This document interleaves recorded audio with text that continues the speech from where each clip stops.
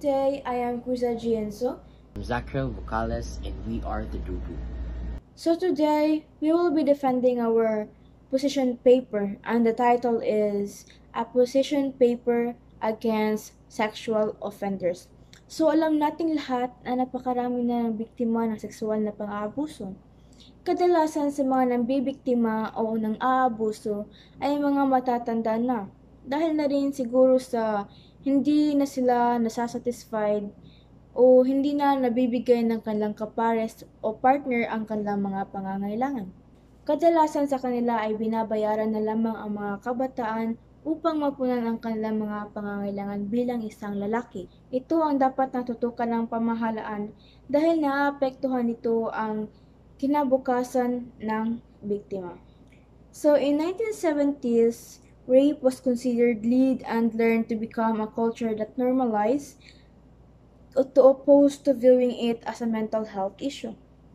A United Nations statistical report compiled from government sources showed that more than 250,000 cases of rape or attempted rape were recorded by police annually. The reported data covered 65 countries. In a survey by United Nations, 23% of Italian women suffered sexual violence in their lifetimes. 3.3% had experienced attempted rape and 2.3% had experienced rape. So may tatlong epekto kaming pinipokus sa position paper na ito. Una, ang mentally effect nito. Pangalawa, ang emotionally effect nito. At ang panghuli ay physically effect nito sa biktima. Dahil sa pangyayari na ganap, sa biktima ng pang-abusong sexual ay naapektuhan nito ang daily living ng biktima. So ngayon ay ibahagi na ni Criza Inso kung paano naapektuhan ng biktima truth mentally. So ang focus ng aming position paper ay ang epekto mentally sa biktima. So alam nating lahat na naapektuhan ang mental health issue ng biktima kapag sila ay nakakaranas ng ganyan. Kaya ito ang dapat tutukan ng pamahalaan. And also, naapektuhan nito ang pag-iisip ng biktima na abot sa punto na nagdedesisyon na sila o pumasok sa isipan nila na mag-suicide o pagkitil ng kanilang sariling buhay. Dahil sa tingin nila ay wala nang tatanggap sa kanila dahil ang tingin ng mga tao sa kanila ay madudumi na sila.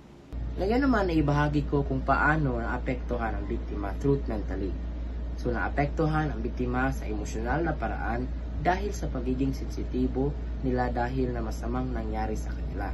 Naapektuhan sila dahil sa tingin nila ay lahat ng mga lumalapit sa kanila ay abusuhin sila, kagaya ng sexual offender sa kanila. Kaya hindi natin sila masisi kung bigla-bilag na lang silang mag-iyak at magwala.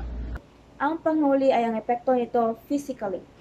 Naapektuhan nito ang daily activities ng biktima na abot sa punto na wala na silang gana na gawin ang pang-araw-araw na gawain nila. So ang tanong ay, bilang isang kabataan, paano mo mahihikayat ang iyong kapwa kabataan na igalang ang kanilang dignidad at sexualidad sa modernong panahon? So paano ko ba o namin mahihikayat ang kapwa o kabataan na respetuhin at igalang ang dignidad at sexualidad sa modernong panahon? Una, magsasagawa ako ng campaign patungkol sa pagrespeto ng dignidad at sexualidad. Pangalawa, I will raise awareness regarding this issue and to tell them how important dignity is even in this generation. At yung lang po mga That's all. kadugo hanggang Thank sa you. muli.